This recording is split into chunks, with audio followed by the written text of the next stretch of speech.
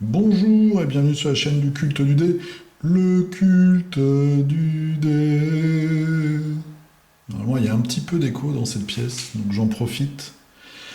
Un grand plaisir pour moi aujourd'hui de vous retrouver et un grand plaisir de vous présenter un vrai jeu d'escarmouche avec des vraies figurines qui ne sont pas un odieux recyclage d'une gamme identique depuis 40 ans. Eh bien oui, je vous présente Strontium Dog, c'est un jeu de Warlord Games. C'est un jeu qui est l'adaptation d'une bande dessinée des années 70, en tout cas qui a commencé dans les années 70, dans le magazine très connu 2000 AD. 2000 AD, c'est ça, vous voyez le logo. C'est dans ce fameux magazine qu'on a pu voir Judge Dredd par exemple, et que sont arrivés tout un tas de très très grands dessinateurs et scénaristes anglais qui ont pu faire des choses comme Torquemada, des dessinateurs qui ont pu faire ensuite Martial Law. Enfin, vraiment que du bon. C'est la belle Angleterre qu'on aime, euh, pas celle de la City, mais celle qui mange des saucisses et celle qui raconte des histoires un petit peu pulp et un petit peu spaghetti de science-fiction. Donc, Strontium Dogs, je vais commencer, vous allez voir, il n'y a que du beau là-dedans. Warlord Games, c'est notamment ceux qui font Test of Honor. Alors je crois que c'est sur la chaîne Tactique Nordique. Vous pouvez voir des vidéos sur ce jeu qui est un bon jeu. Moi je ne l'ai pas vu, j'ai pas joué, j'ai vu que des vidéos. Mais en tout cas, on fait toujours une bonne affaire visiblement quand on achète un de leurs jeux. C'est aussi eux qui font Bolt Action, Beyond the Gates of Antares. Qu'est-ce qu'on a d'autre de connu là-dedans? Conflict 47, qui est une version de Bolt Action mais avec des mecs. Et puis ils font aussi un peu de matos, de peinture et de modélisme. Les créateurs du jeu, eh bien, ce sont les créateurs du premier Blood Bowl. Ce sont des gens qui viennent de chez Games Workshop et qui en sont partis. Donc Andy Chambers et Gav Thorpe, c'est eux qui ont fait la première version. Et là, ils nous font maintenant Strontium Dog, je vais avoir du mal à le dire. Ce personnage donc, de science-fiction, je vous fais un petit historique de cette bande dessinée. Donc c'est dans le futur, hein, c'est du post-apocalyptique. En fait, vous avez les mutants et les norms, donc les humains normaux. Les mutants sont relégués, sont ostracisés, sont victimes de racisme et en fait sont bien souvent relégués dans des zones ou des travaux infâmes. Et ils vont être pourchassés par des chasseurs de primes. Et Johnny Alpha, qui est le Strontium Dog le plus talentueux, eh bien c'est lui ici. Johnny Alpha est lui-même un mutant, mais il va avoir comme mission bien souvent de traquer d'autres mutants, des rebelles, des renégats, etc., etc. C'est une bande dessinée qui est complètement délirante, puisque dans un arc d'histoire, ils vont même repartir dans le passé pour arrêter Adolf Hitler. Son pote, son meilleur pote, eh bien c'est un viking, c'est lui Wolf Sternhammer, qu'il a été chercher dans le passé parce qu'un des grands criminels qu'on a d'ailleurs dans cette boîte est parti dans le passé, un mutant, pour aller tuer tous les vikings en pensant que ça allait détruire la race humaine. Évidemment, ça a loupé. Vous voyez Johnny Alpha ici devant une... alors je sais pas comment ça s'appelle, mais en tout cas une voiture des années de la Deuxième Guerre mondiale. Donc c'est un univers complètement délirant, c'est un jeu avec des bonnes règles, je vous ferai une vidéo sur les règles, des règles qui semblent très intéressantes, des vraies règles de jeu d'escarmouche. Par contre, pendant tout le bouquin, qui est pour moi le plus beau bouquin de règles que j'ai vu jusqu'ici, il vous explique que c'est vraiment un jeu pour s'amuser, que vous pouvez avoir deux fois les mêmes personnages, jouer par exemple deux équipes avec les mêmes persos, parce que c'est un univers qui est complètement ouvert et complètement délirant, et donc vous pouvez avoir des extraterrestres qui prennent l'apparence des héros, etc., etc. Le message que les auteurs nous font passer dans ce livre, il est simple, c'est le meilleur des messages, c'est amusez-vous, vous avez le droit de faire ce que vous voulez. Il faut savoir que ces règles sont très complètes. Vous avez à la fois les règles du jeu, donc je vais vous montrer quand même les très belles illustrations qu'il y a tout au long du bouquin, qui sont des illustrations de la BD originale. Vous avez donc les règles du jeu, donc se déplacer, tirer, combattre, avoir des bonus, les effets des blessures, etc., les mouvements. Mais vous avez aussi des règles de campagne. Vous avez tout dans le même bouquin. Le bouquin est vraiment très très complet. Et vous avez surtout des règles pour créer vos scénarios, mais surtout des règles pour créer vos personnages. Et pour créer vos personnages avec des figurines qui ne sont pas les figurines du jeu. Donc ça, c'est quand même bien de le noter. C'est qu'on vous encourage en fait à vraiment faire ce que vous voulez et à vous approprier le jeu, à vous approprier l'univers. Vu que c'est un univers de mutants, on peut tout à fait imaginer des figurines d'autres jeux post-apocalyptiques, comme Eden par exemple, ou alors même Dark Age de Kung Mini or Not.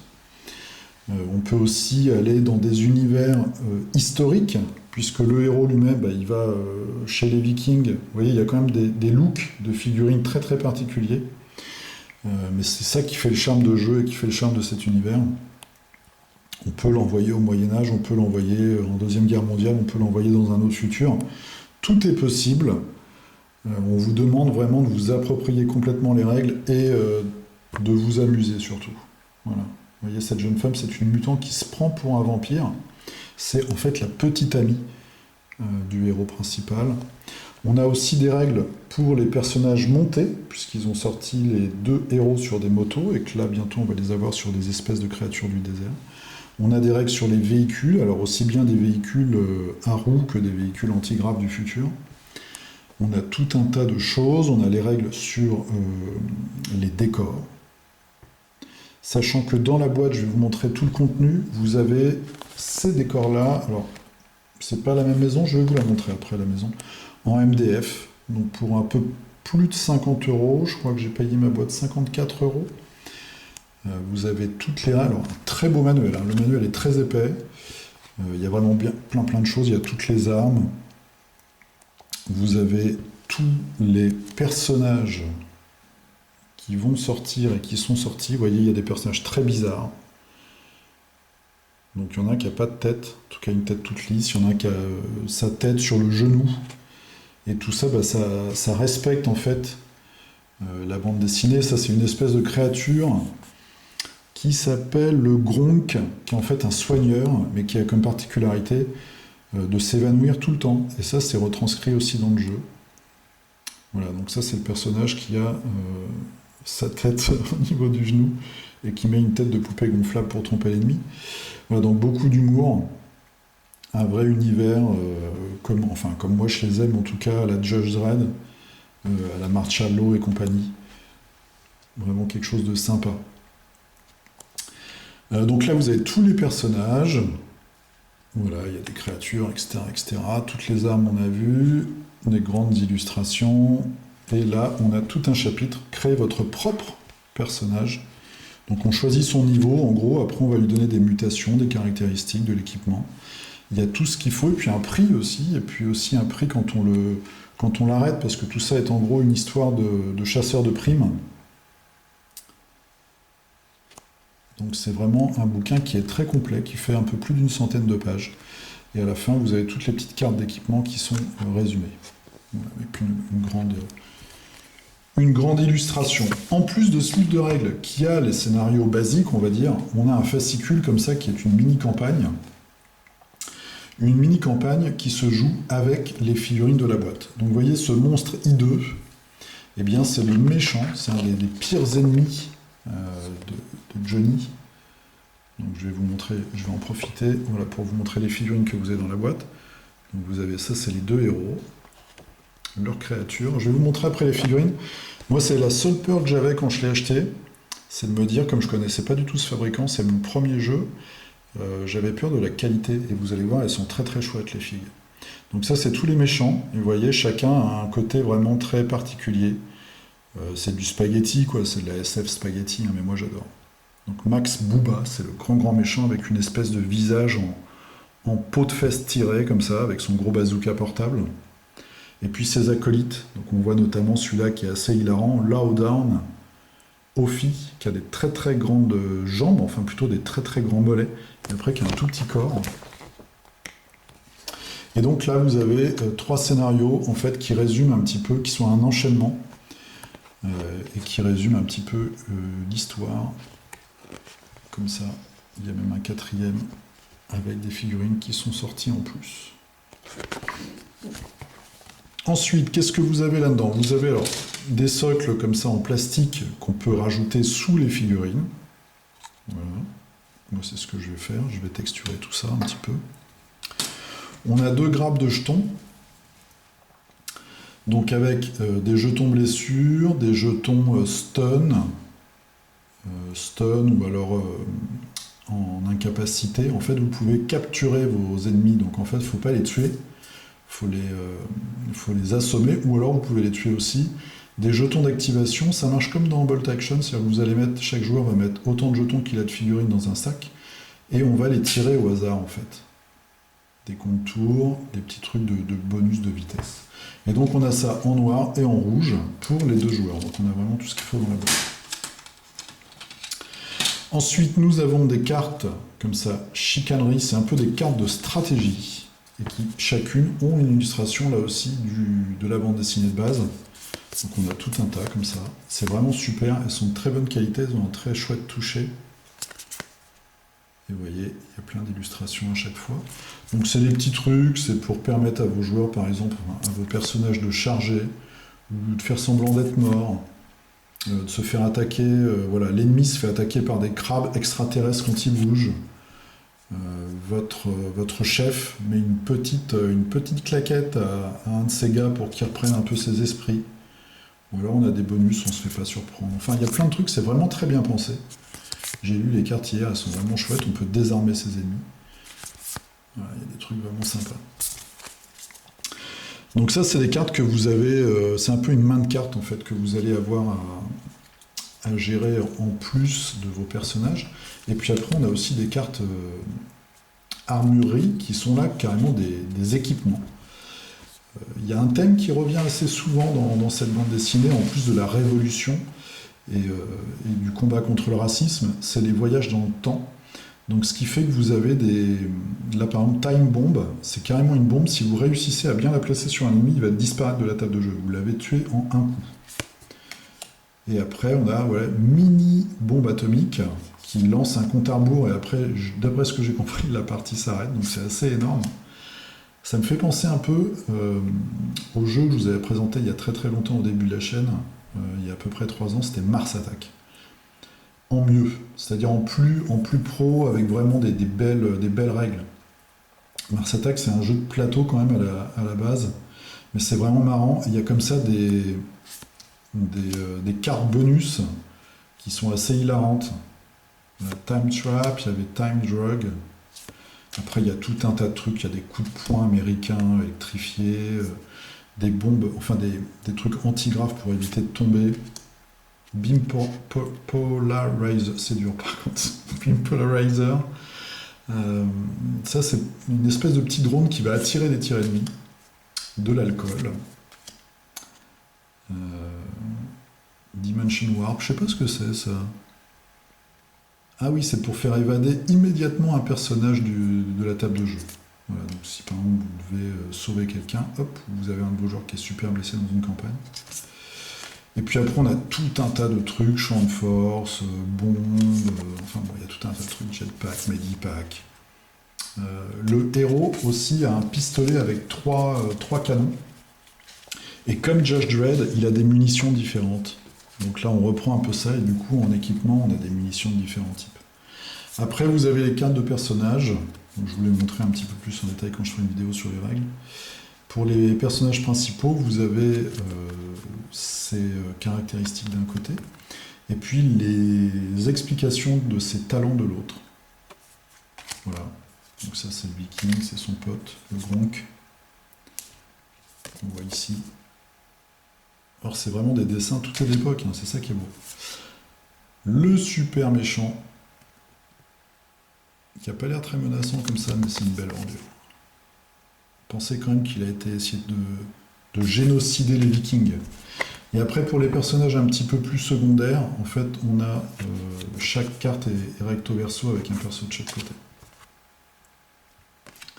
Voilà. Donc le méchant, lui, il est aidé par en fait le gars que je vous ai montré tout à l'heure avec ses très grands mollets. Je vais vous montrer ça sur la boîte. Un autre qui est très bestial, celui qui est en bleu là. Il y en a un qui a des maladies de peau, c'est Impetigo Jones, donc qui est masqué, et l'autre Skrull, qui en fait, eh bien, sa tête c'est un crâne humain. Voilà. Donc dans la boîte vous avez 8 figurines, donc les deux héros plus leur soigneur, le Gronk, et puis on a 5, je vous dis pas de bêtises, on a 5 méchants, le boss et puis 4 de ses acolytes. Et vous voyez le décor derrière, donc c'est du MDF, c'est tout ce que vous avez comme décor dans la boîte. Donc c'est vraiment chouette. Vous avez une maison, vous avez un générateur électrique, une tourelle et puis 4 panneaux solaires. Donc pour une petite table, c'est du 60 par 60 si je ne me trompe pas, quoique c'est peut-être du 90 par 90, je regarderai un peu plus. Mais je crois que c'est 90 par 90 la table. Voilà, vous avez des dés spéciaux et des dés de 6 normaux. Donc les dés spéciaux, voilà, très simple, hein, vous avez 3 succès, enfin 3 comme ça, hits avec les petites flammes. Vous avez 2 défenses et vous avez un spécial qui n'est autre que le logo du magazine de 1000 AD. Alors les figurines, comme je vous ai dit, bah, moi c'était un peu la grosse inquiétude. Et en fait, elles sont très détaillées. Alors, ce qui choque au début, c'est le petit socle comme ça. Donc c'est du métal, un monobloc, qui après se recolle sur un socle plastique ou pas. D'ailleurs, vous n'êtes pas obligé. Moi, j'ai ramené un peu de milliput, donc je vais essayer de me faire des beaux petits socles texturés. Donc ça, c'est Johnny, le héros, avec ses 2 pistolets. Alors, je vais essayer de zoomer. Vous allez voir, il y a vraiment beaucoup de détails. C'est de la très bonne figurine métal. Vraiment très bonne. Les lignes de moule sont quasi inexistantes. Donc c'est de la chouette SF. Hein. Moi j'aime bien, lui il est quand même en vert et jaune, quoi. Il faut le faire. Vert et jaune et son pote est en orange. Voilà, ils ont l'insigne ici SD, c'est Search and Destroy.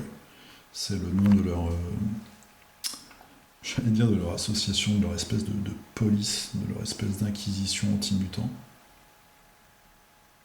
Donc là on voit pas très bien, mais c'est le gros méchant avec son énorme père.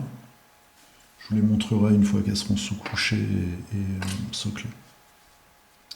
Lui, je le kiffe particulièrement tellement il est ridicule. Voilà, c'est vraiment un jeu qui se prend pas au sérieux. Et ça fait du bien. Et après, donc, ils ont sorti des petites boîtes, des blisters, en fait, avec d'autres persos de la BD ou des versions montées des héros. Les prix n'ont pas l'air excessifs. Le seul truc, c'est on retrouve un petit peu ce qu'on a dans... Mais là, c'est pas à l'excès, ce qui est fait dans Imperial Assault ou Shadespire. C'est qu'avec les nouveaux personnages, vous allez avoir des nouvelles cartes d'armurerie et de chicanerie. Je sais pas comment ça se traduit, j'ai pas regardé. Donc voilà. Mais bon, c'est pas un jeu qui va être un jeu ultra compétitif ou même compétitif. C'est vraiment un jeu qui est là, et ils le disent tout au long des règles, qui a été fabriqué pour vous raconter des histoires et vous amuser, pour vous faire vos propres scénarios un peu débiles et pouvoir rigoler, quoi. Donc ça c'est plutôt sympa, c'est plutôt sain, je dirais. Donc moi c'est un gros coup de cœur. Je me suis dit que j'allais pas me racheter le jeu, bah voilà, pas tenu longtemps. La boîte coûte une 50aine d'euros. Je crois qu'après les...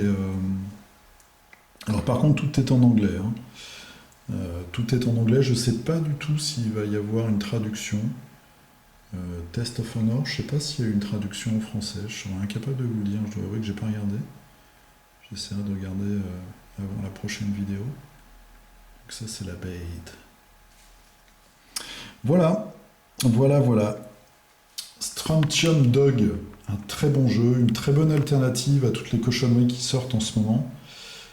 Si vous n'avez pas envie de jouer à Kill Team et que vous avez envie de jouer à un vrai jeu d'escarmouche, qui a vraiment une âme, vraiment un historique, qui vient pas d'un univers boursouflé et mort-vivant, vous avez ce jeu-là. Je vais vous faire une vidéo sur les règles, et puis je vais m'attaquer à la peinture de tout ça tranquillement pendant la petite semaine de vacances. Vous avez aussi petite cerise sur le gâteau, mais bon, ça je suis pas sûr que ça reste très longtemps. En ce moment, vu que c'est le début, vous avez gratos, enfin un petit cadeau, la version du héros sans son casque, avec des coups de poing américains électrifiés. Electronux, je crois que ça s'appelle. Voilà, c'est un petit bonus en plus. Voilà, c'était la présentation d'un jeu qui déjà me tient à cœur. Je vous dis à très très bientôt. N'hésitez pas. N'hésitez pas à chercher des infos sur cet univers de Strontium Dog et du magazine 2000 AD si vous ne connaissez pas. Vous ne le regretterez pas. Je vous dis à très bientôt. Portez-vous bien, jouez bien. À plus, salut.